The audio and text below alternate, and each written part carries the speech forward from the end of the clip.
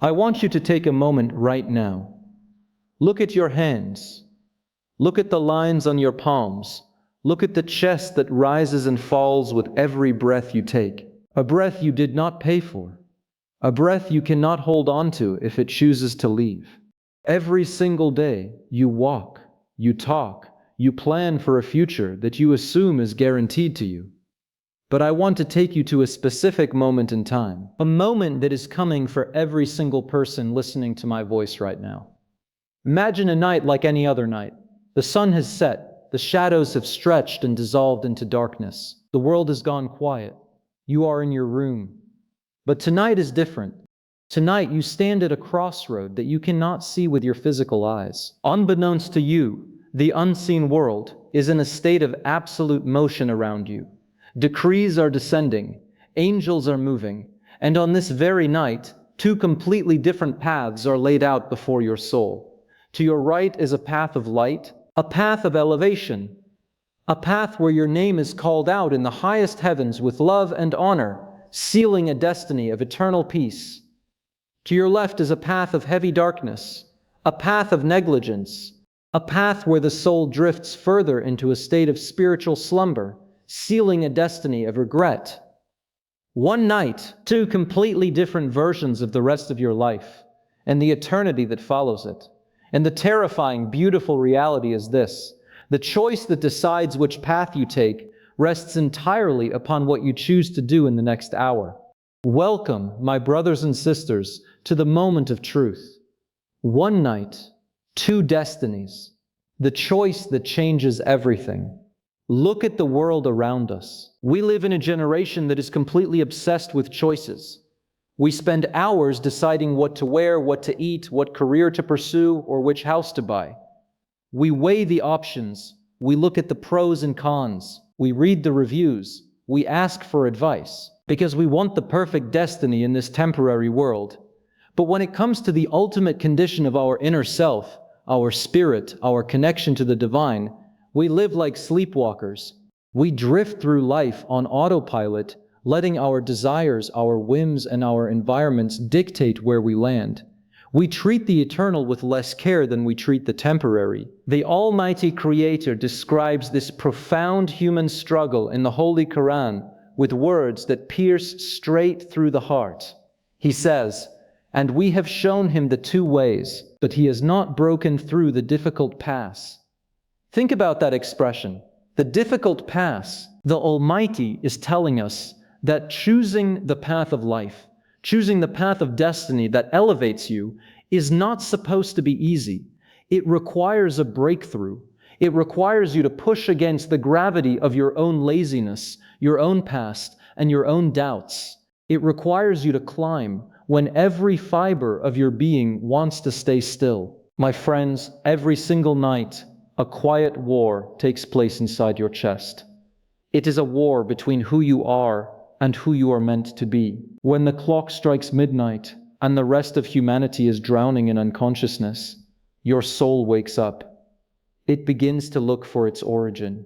It longs for a connection with the one who breathed life into it. It whispers for the peace that only comes from surrender. But the physical body says no. Stay in bed. You are tired. You had a long day. You can change tomorrow. The pillow is soft. The blanket is warm. The dream is comforting. And so, the compromise begins. And with every compromise, a piece of your higher destiny slips through your fingers like sand. You trade the eternal for the momentary. You trade the divine for the comfortable. And you wake up the next day wondering why you feel heavy, why you feel lost, why you feel like you are running in place. Let us pull back the veil of this physical world for just a moment. What actually happens in the spiritual realm when the night reaches its deepest point? The Prophet Muhammad, peace be upon him, gave us an incredible glimpse into the unseen reality of our daily struggles. He told us that when any one of you goes to sleep, Satan ties 3 knots at the back of your head, and upon every single knot, he whispers and seals it with a suggestion. The night is long, so stay asleep. The night is long, so stay asleep. Look at the psychological warfare. It is a slow, hypnotic conditioning to keep you blind to your own potential. It is not a shout, it is a whisper. It is not a command, it is a suggestion. It feels like your own thought, but it is not. It is an invasion. And if you give in, if you stay asleep, the first destiny begins to manifest. The destiny of a heavy heart, a lazy spirit, a day filled with anxiety, a soul that feels disconnected from its purpose.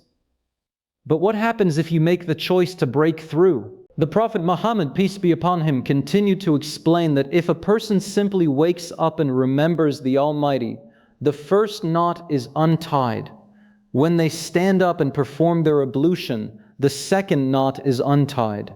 And when they stand up and bow their head in prayer, the third knot is completely broken. And how do they start their day?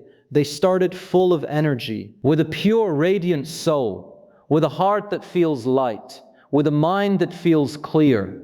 Otherwise, they wake up with a corrupt, heavy soul and a spirit full of lethargy. They drag themselves through the day. They feel irritable. They feel distracted. They feel like they are fighting an invisible battle that they are losing. Think about the cosmic scale of this. You thought it was just a choice about whether to open your eyes or keep them closed. You thought it was just a choice between your pillow and your prayer mat. No. It is a cosmic choice between breaking the chains of the unseen enemy or remaining his prisoner for another day. It is a choice between reclaiming your destiny or surrendering it to the forces that wish to keep you small. The great prophets of the past understood this reality completely. They did not just hear the call, they answered it. They did not just know the path, they walked it, even when it was difficult, even when it was lonely, even when the world told them they were wrong. Consider the Prophet Musa, peace be upon him. He stood before the vast, roaring Red Sea with an army behind him and certain death ahead of him. His people looked at the physical world and cried out that they were trapped and finished. They saw the water. They saw the soldiers. They saw the impossibility of the situation, and they panicked. But because the Prophet Musa, peace be upon him, had spent his nights in deep, unwavering connection with the divine, his internal compass was anchored. He was not looking at the waves with fear. He was looking at the creator of the waves with certainty. He looked at the impossible and made a choice of absolute faith. He said, "No, indeed with me is my Lord. He will guide me." And the sea split. Your problems are not bigger than the Red Sea. Your anxieties are not heavier than the army chasing you. Your obstacles are not more impossible than the wall of water in front of you. But your connection needs to be just as deep. Your trust needs to be just as absolute. And that depth is not built in the moment of crisis. It is built in the quiet moments of the night when no one is watching, when you choose the difficult path over the easy sleep. Consider the Prophet Yusuf, peace be upon him. He was thrown into a dark, forgotten well by his own flesh and blood. He was sold into slavery. He was falsely accused of a crime he did not commit. He was locked away in a prison cell for years, forgotten by the world. From a worldly perspective, his destiny was completely ruined.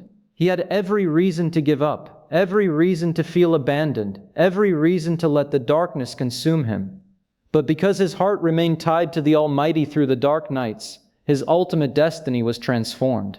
He did not just survive the prison, he rose from it. He became the ruler of the land. He was reunited with his family in honor. He forgave those who wronged him. He saved a nation from famine.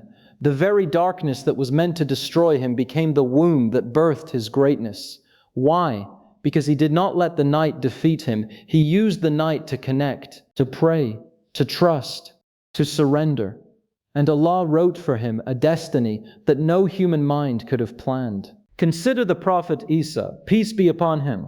He walked this earth with absolute detachment from its illusions. He owned nothing. He feared nothing. He was rejected by his own people. He was hunted by the powerful. Yet he remained unshakable. Why? Because his treasure was not in the world. His treasure was in the connection. He reminds us that the soul is eternal, while the body is merely dust. He reminds us that what people think of you does not matter. What matters is what the Creator thinks of you. These are not just stories, they are blueprints, they are maps. They are proof that the night choice determines the day destiny. So, how do we rewrite the script of our life tonight? How do we ensure that when the universe looks at us, our verdict is one of victory? It all comes down to a deliberate, conscious 60-minute intervention before the arrival of the dawn. First, you must recognize the value of the silence. The world cannot help you at 3 in the morning. Your friends cannot text you a solution to your deep-seated anxieties. Your social media feed cannot fill the emptiness inside your chest. In fact, those things will only distract you from the cure. This hour belongs exclusively to you and your Creator. It is a sacred appointment, and you are the one who must show up. When you stand up on that carpet, you are stepping out of the matrix of this worldly life. You are stepping into the sanctuary of the divine. You are leaving behind the noise, the expectations, the judgments, the fears. You are entering a space where only truth exists. When you bow down and place your face upon the lowest ground, you are engaging in the most powerful act of human defiance possible. You are defying your ego. You are defying your past mistakes. You are defying the doubts that tell you that you are not good enough. You are defying the enemy who tied those knots. You are declaring that you are a servant of the Most High, and nothing else matters. The Almighty speaks to those who are struggling, those who feel weighed down by the mistakes of their past, in a verse that should bring tears to every eye. He says in the Holy Quran, "And those who, when they commit an immorality or wrong themselves, remember Allah and seek forgiveness for their sins. And who can forgive sins except Allah? And who do not persist in what they have done while they know? Those their reward is forgiveness from their Lord, and gardens beneath which rivers flow, wherein they will abide eternally." Look at the mercy embedded in these words. The Almighty does not demand perfection from you. He does not say this destiny is only for those who never sinned. He does not say you must be an angel to approach Him. He says it is for those who, when they realize they have wronged themselves, they stop. They turn around in the dark, they remember Him, and they ask for a way out. Imagine the beauty of that conversation. You are standing in the dark, whispering your pain, your regrets, and your secrets to the one who already knows them, yet has kept them hidden from the world out of love for you. You tell Him, "My Lord, I have made a mess of my life. I have chosen the wrong path so many times. I have hurt people. I have hurt myself. I have wasted time. But tonight, I am choosing you. Tonight, I am turning back. Tonight, I am asking for a new beginning." And in that very moment, the trajectory of your entire existence shifts. The old destiny of regret is deleted. The old record of failure is wiped clean, and a new destiny of light, clarity, and peace is written in its place. The angels record this moment. The heavens witness this surrender, and your name is called out with honor. My beloved brothers and sisters, time is a river that flows in only one direction. Every second that ticks away is a second you will never see again until you stand before the judgment seat. You cannot pause it. You cannot rewind it. You cannot save it for later. It is gone. And with it, the opportunities it carried. The night is passing. The shadows are beginning to retreat. The twilight of this life will very soon give way to the bright, unyielding dawn of the next world. And you will be asked, not about what you wore, not about what you drove, not about how many followers you had. You will be asked about your nights, about your choices, about the moments when you were alone with your Lord, and what you did with that solitude. Do not trade your eternal majesty for a few more minutes of temporary comfort. Do not let the darkness of this night swallow the light of your future. Do not let the enemy win the war for your soul while you are busy dreaming of things that will not last. Tonight, when the world goes quiet, remember that you are holding the pen. The Almighty has given you the choice. He has shown you the two paths. He has sent you the guidance. He has given you the strength. The only variable left is your will. Will you choose the path of slumber, or will you choose the path of awakening? Will you stay bound by your chains, Or will you stand up and claim your true destiny? Will you let the knots remain tied, or will you break them with the power of remembrance? Will you be among those who are called in the heavens, or among those who are forgotten? Make the right choice before the sun rises. Make it for yourself. Make it for your soul. Make it for your eternity. Make it for the person you were created to be. May the Almighty purify our hearts from the love of anything other than Him. May He shatter the chains that bind us to our lower selves. May He guide our steps in the darkness of the night to the light of His presence.